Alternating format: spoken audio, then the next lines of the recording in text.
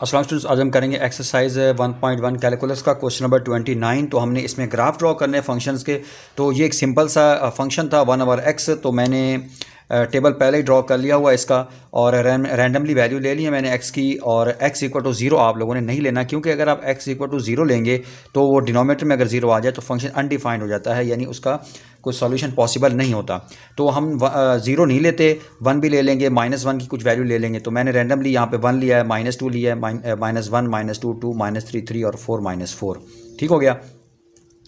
तो अब यहाँ से मैं अब क्या करूँगा कि ये पहले जो 4-5 पॉइंट्स हैं इनका मैं ग्राफ ड्रॉ कर लूँगा। तो मैंने सोचा आपके सामने ड्रॉ करता हूँ इसका। तो आप यहाँ पर देखें x की वैल्यू अगर आप देखें तो नेचुरल नंबर है 1 -1 -2।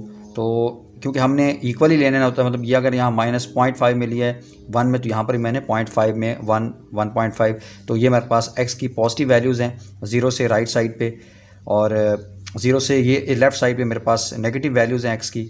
और अगर आप ऊपर जाएँ ये y की पॉजिटिव वैल्यू है, ये y की नेगेटिव वैल्यू है। तो अब यहाँ पर हम क्या करेंगे, पहली वैल्यू पुट करेंगे। यहाँ पर हमारे पास पहला पॉइंट देखते हैं क्या है। हमारे पास x की वैल्यू अगर 1 होगी तो y की वैल्यू भी 1 होगी। ठीक है, तो अगर हम x की वैल्यू देखें ये 1 है और y की वैल्यू ये 1 है, तो ये हमारे पास पॉइंट हो जाएगा। नेक्स्ट अगर आप देखें हमारे पास x की वैल्यू -2 है, तो x -2 कहाँ पर है जी, x -2 जो है वो यहाँ पर है, ये ठीक हो गया। और y की वैल्यू वहाँ पर क्या आ रही है, यानी आ रही है -0.5। ठीक है, तो ये 0.5 y का y की नेगेटिव वैल्यू है ना, तो वो y की नेगेटिव वैल्यू जो होंगी वो यहाँ पर होंगी -0.5, तो वो ये वाला पॉइंट बन जाएगा। सही हो गया। नेक्स्ट आप देखें आपके पास जो वैल्यू है वो है 2 है, x की वैल्यू पॉजिटिव 2 है, तो वो x की वैल्यू पॉजिटिव 2 जहाँ पर होगी और उससे करस्पॉन्डिंग जो y का पॉइंट है वो 0.5 है, तो वो ये वाला 0.5 है, तो इसके करस्पॉन्डिंग ये वाला पॉइंट हो जाएगा। ठीक हो गया। नेक्स्ट हम देख लेते हैं x की वैल्यू -3 है, तो -3 अगर आप देखें तो यहाँ पर ये वैल्यू होगी x की वैल्यू -3, और उसके कॉरस्पॉन्डिंग जो y की वैल्यू जो कि नेगेटिव में है -0.33, यानी माइनस की वैल्यूज़ y की इस साइड पर होंगी, और -0.33 मतलब 0.5 से कुछ ऊपर, यानी आप ये कह लें कि ये वाला पॉइंट आप ठीक है ये ले लें। नेक्स्ट हमारे पास आ जाएगा x की वैल्यू 3 है यहाँ पर, तो x की वैल्यू 3 ये पॉइंट है, और वहाँ पर y की वैल्यू स्टूडेंट्स हमारे पास पॉजिटिव में है जो कि 0.33 है, तो वो पॉइंट समथिंग यहाँ पर हो जाएगा। ठीक है, तो अब मैं इन पॉइंट्स को ज्वाइन कर लेता हूँ। तो बाकी आप ये 4 -4 कोई भी आप पॉइंट ले लेते हैं, तो ये सिवाय 0 के, तो एक ये हमारे पास लाइन ड्रॉ हो जाएगी इसकी कर्व, और दूसरी जो कर्व होगी वो हमारे पास यहाँ पर इस तरह ड्रॉ हो जाएगी। ठीक है, इस तरीके से एक और पॉइंट आएगा, तो इस तरीके से हमारे पास वैल्यूज़ आएंगी x की, पुट करने से y की वैल्यू आएंगी, और फिर हम इस तरीके से इसका ग्राफ ड्रॉ करेंगे। तो ये सिंपल सा क्वेश्चन था, क्वेश्चन नंबर 29। और नेक्स्ट इंशाल्लाह हम करेंगे क्वेश्चन नंबर 30। अब हम करेंगे क्वेश्चन नंबर 30। तो क्वेश्चन नंबर 30 में हमारे पास फंक्शन की वैल्यू गिवन है, 1 गिवन है, 0 गिवन है और -1 गिवन है। यानी f(x) का मतलब है आपके पास y की वैल्यू आपको दी गई है, और किस किस कंडीशन पे कि अगर x की वैल्यू 0 से ग्रेटर हो।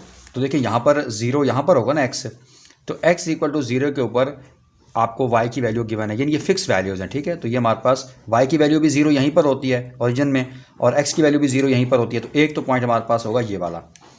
नेक्स्ट हम देख लेते हैं ऊपर, यानी वो कहते हैं कि x इज़ ग्रेटर दैन 0, यानी ये नहीं कहा गया कि x इज़ ग्रेटर दैन 0 या greater than equal to 1, greater than equal to 2, इस तरह नहीं कहा गया, बल्कि जस्ट क्या कहा गया है कि x इज़ ग्रेटर दैन 0, मतलब x की वैल्यू 0 से बड़ी होंगी।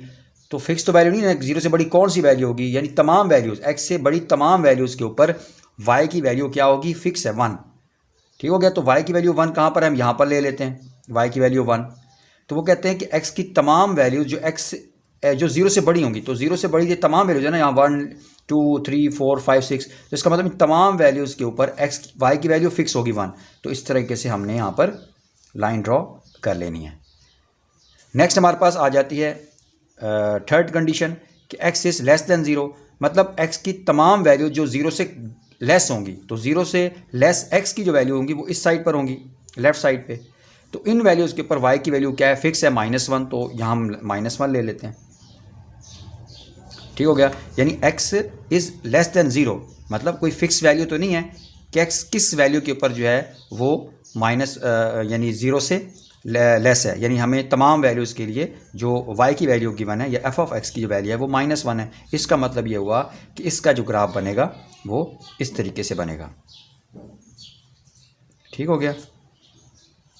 तो ये था हमारे पास सॉल्यूशन क्वेश्चन नंबर 30 का। तो